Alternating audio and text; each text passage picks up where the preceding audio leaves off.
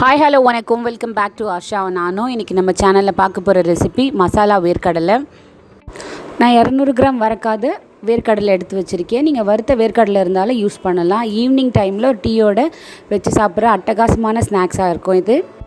நான் ஒரு பவுலில் வேர்க்கடலை ஆட் பண்ணிக்கிறேன். வேர்க்கடலை ஆட் பண்ணதுக்கப்புறமா ஒரு கொத்து கருவேப்பிலை சின்ன சின்னதாக கட் பண்ணி இதில் சேர்த்துக்கோங்க.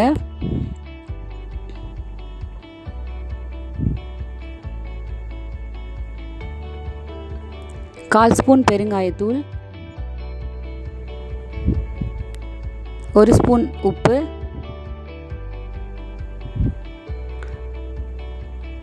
2.5 ஸ்பூன் கடலை மாவு,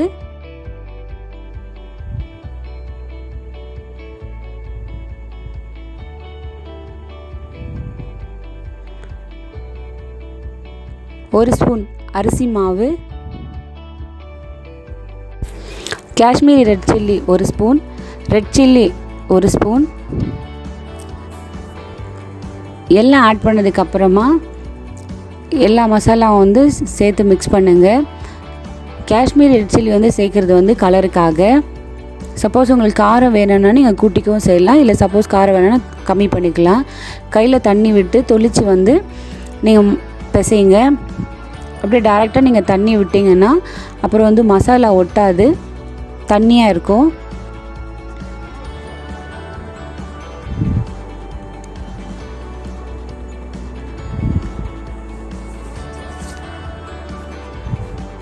நல்லா பிசைஞ்சதுக்கப்புறமா இஞ்சி பூண்டு பேஸ்ட் 1/2 ஸ்பூன் எடுத்து ஆட் பண்ணுங்கள். ஆட் பண்ணதுக்கப்புறமா நல்லா மிக்ஸ் பண்ணுங்கள்.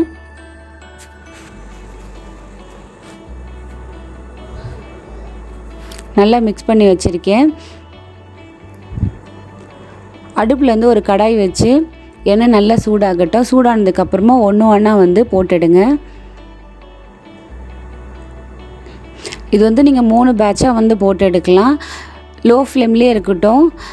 ஹை ஃப்ளேமில் வச்சிங்கன்னா சீக்கிரத்தில் கருகிடும். பபிள்ஸ் நல்லா செட்டில் ஆனதுக்கப்புறமா நீங்கள் எடுத்துடலாம்.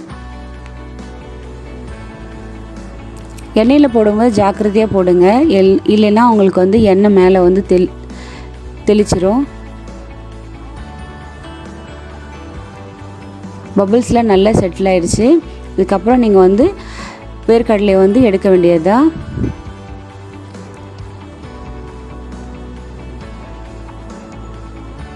இதை நான் 3 பேட்சாக போட்டு எடுக்க போகிறேன். அப்போ தான் நல்லா வெந்து வரும். அட் அ டைமில் போட்டிங்க அப்படின்னா அந்த அளவுக்கு வெந்து வராது. இது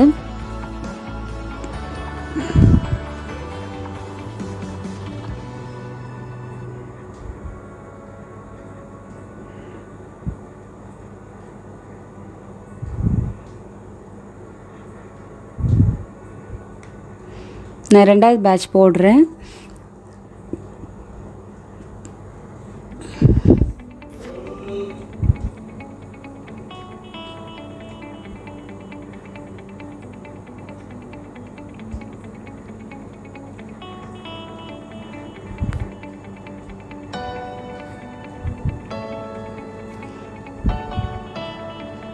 இது நீங்கள் கடையில் வாங்கி தான் செய்யணும்னு இல்லை, வீட்டிலே நீங்கள் இதை செஞ்சு கொடுக்கலாம்.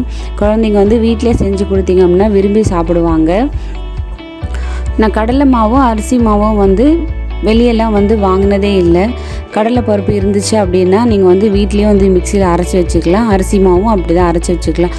அப்போ உங்களுக்கு மணி நல்லாவே சேவ் ஆகும்.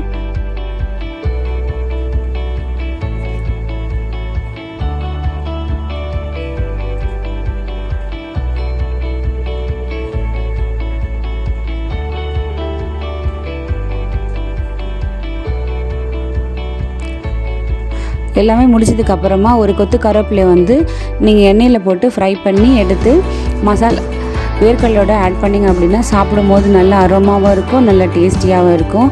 இந்த வீடியோ பிடிச்சிருந்ததுன்னா லைக் பண்ணுங்கள், ஷேர் பண்ணுங்கள், சப்ஸ்கிரைப் பண்ணுங்கள். மறக்காமல் உங்கள் வீட்டில் இருக்கிற எல்லாருக்கும் செஞ்சு கொடுங்க. கருவேப்பிலை நல்லா புரிஞ்சு வந்திருக்கு. இப்போ இந்த டைமில் நீங்கள் எடுத்துடலாம். எடுத்துட்டு கேஸ் ஆஃப் பண்ணிவிடுங்க. நல்லா எண்ணெயை எடுத்துட்டு இந்த கருவேப்பிலை வந்து அந்த தட்டில் ஆட் பண்ணிக்கோங்க. ஆட் பண்ணதுக்கப்புறமா நல்லா மிக்ஸ் பண்ணிவிட்டு கொஞ்ச நேரம் கழித்து இது சாப்பிட கொடுக்கலாம். தேங்க்யூ.